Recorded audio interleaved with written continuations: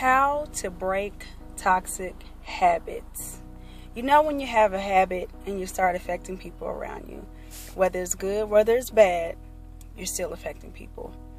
I've recently talked to a lot of people and I've observed and I've seen that we all have certain habits, and this is the reason why, we hang around people or we don't hang around certain people. Some people are stuck in the past.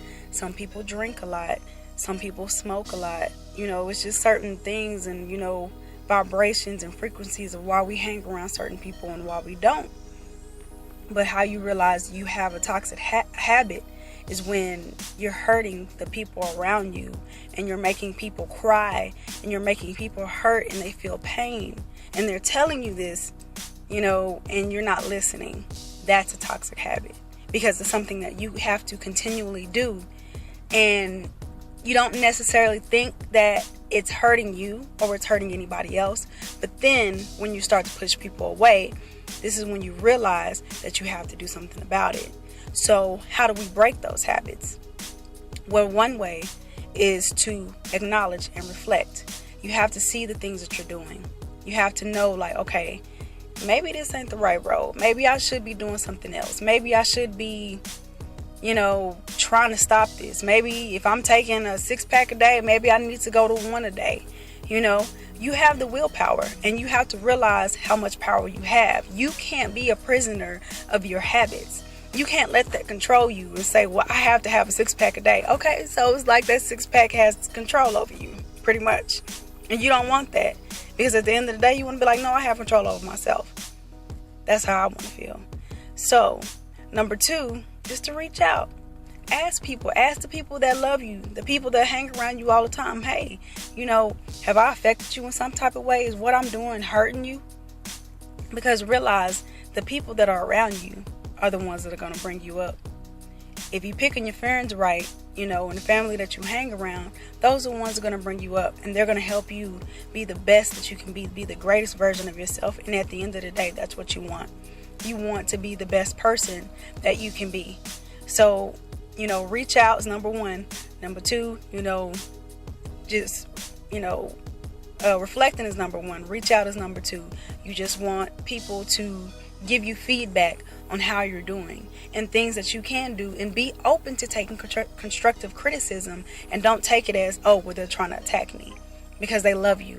So it's not a personal attack if somebody is telling you the truth.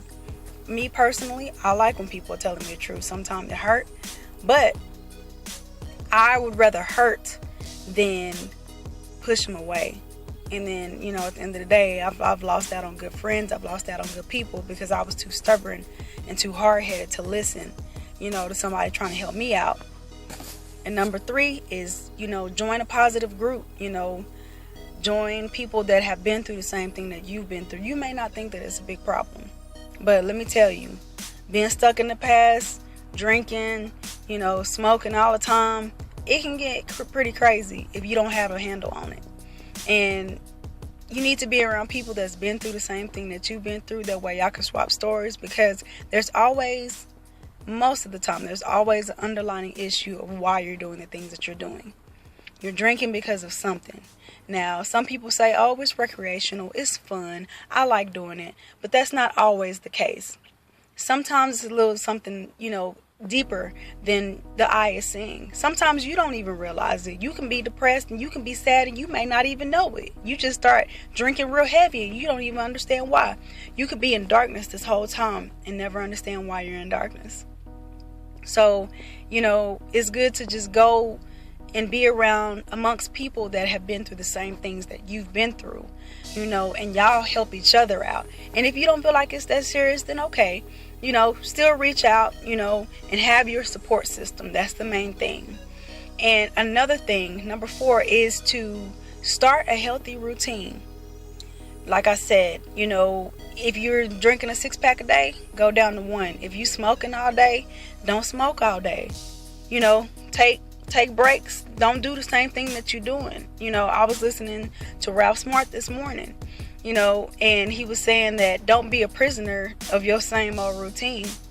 You get tired of life and you get bored and you don't understand why. And you're like, well, I hate my job. I hate my life. I hate doing the things that I'm doing. Don't do it. Don't do it. I've recently had to pull myself out of the routine of just doing the same old stuff all the time. I'm like, you know what? I don't have to do this. Like, my hair is natural. My hair is very long. But you know what? I decided I wanted to do a new style. And it's very cute, don't you think? I think it is darling, honey. So I wanted to start something new with myself for 2016. I was like, I'm going to do something different. I'm going to step out and I'm going to be me because I'm an artist. And this is what I do. I'm different. I'm daring. I take chances. And for a while, I was scared of what people might think of me or what people might say and be like, but you know what?